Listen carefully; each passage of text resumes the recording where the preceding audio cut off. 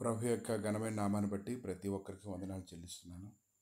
సర్వశక్తిమంతుడైనటువంటి దేవుని యొక్క సన్నిధి గురించి ప్రతి ఒక్కరు ఎంత ఆశ కలిగి అయితే ఉన్నారు. కానీ ఈ ఉదయకాలాన్ని ఆయన సంగతులు తెలుసుకోవడం ద్వారా మనం చాలా బలాన్ని పొందుకుంటామని తెలుసుకోవాలి. ఎందుకంటే ఈ లోక సంబంధమైన విషయములు వేరు, పరసంబంధమైన విషయములు వేరు. పరసంబంధమైన విషయాలు పరలోకం నుంచి మనకు బయలుపరచబడుతూ ఉన్నప్పుడు దాని మీద మన దృష్టి నుంచి ఈ లోక సంబంధమైనటువంటి విశ్వాసాన్ని విడిచిపెట్టి పరసంబంధమైన విశ్వాసం కలిగి ఉంటేనే దేవుడి యొక్క లేఖనాలు స్పష్టంగా ప్రతి ఒక్కరికి కూడా అర్థమవుతుంటాయి.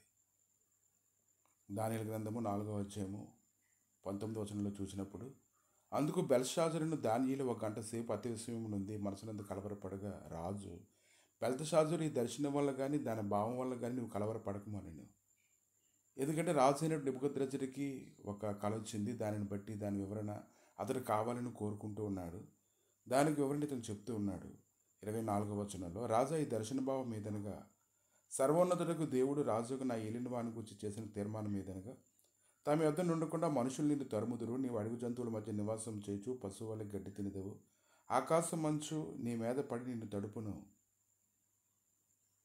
సర్వోన్నతుడకు దేవుడు మానవుల రాజ్యములపైన అధికారి ఉన్నాడని, తాను ఎవరికి తాను అనుగ్రహం నిశ్చయించడం దానికి అనుగ్రహించినని నీవు తెలుసుకునే వరకు 7 కాలముల వరకు ఇలా జరుగుతుందని నువ్వు తెలుసుకోవాలని అతడు చెప్తూ ఉన్నాడు. చెట్టు యొక్క మొద్దును ఉండనీయడని వారు చెప్పారు కదా, దానివల్ల సర్వోన్నతుడు అధికారి అని నీవు తెలుసుకున్న మీదట నీ రాజ్యం నీకు మరలా ఖాయముగా వచ్చినని తెలుసుకోము. రాజా, నా యోచన నీ దృష్టికి అంగీకారం అగును గాక. నీవు నీ పాపములు మాని నీతి న్యాయములు అనుసరించి నీవు బాధపెట్టిన వారి ఎందుకు కరుణ చూపిన ఎడ్ల నీకున్న క్షేమం నీకు మీదట నుండునని దానియేలు ప్రత్యుత్తరం ఇచ్చాను.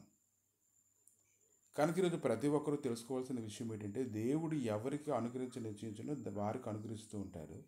అది ప్రతి ఒక్కరు కూడా తెలుసుకోవాలి. దేవుడు నీకు అనుగ్రహిస్తున్న దాన్ని నువ్వు నిర్లక్ష్య పెట్టకూడదు. నీకు అనుగ్రహిస్తున్న దాన్ని నువ్వు ఖచ్చితంగా దాన్ని పట్టుకొని దానిలో కుదురుబాటు కలిగేలాగా, దాని మీద విశ్వాసం ఉంచి దానిలో స్థిరపరచబడేలాగా నీకు నీవే శ్రద్ధ తీసుకోవాలి.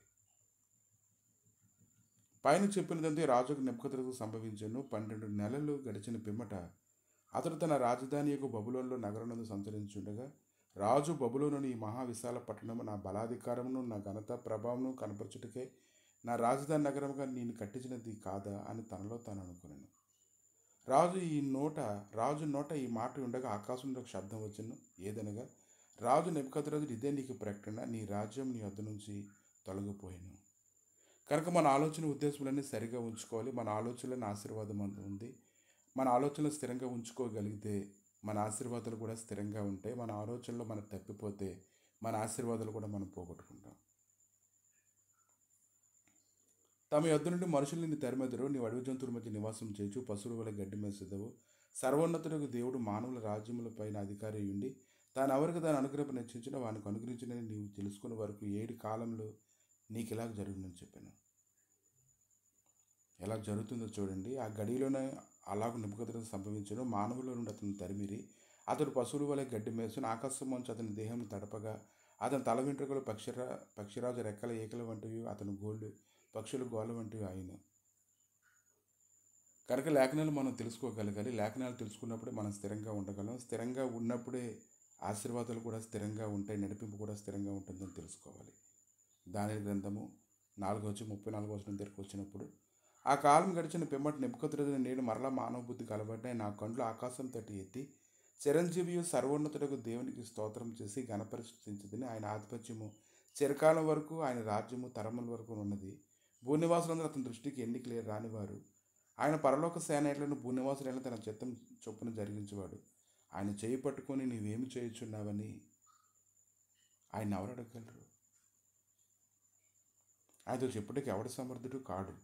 ఆ సమయం ముందు నా బుద్ధి మరలా నాకు వచ్చును, రాజ్య సంబంధమైన ప్రభావమును నా ఘనతయు నా తేజస్సును నాకు కలిగిను.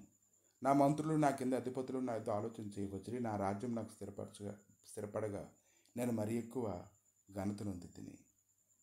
ఈ లేఖనాలన్నీ ధ్యానిస్తూ ఉన్నప్పుడు ఈ దినాన నీ ఆలోచనలోనే అంతా ఉంది.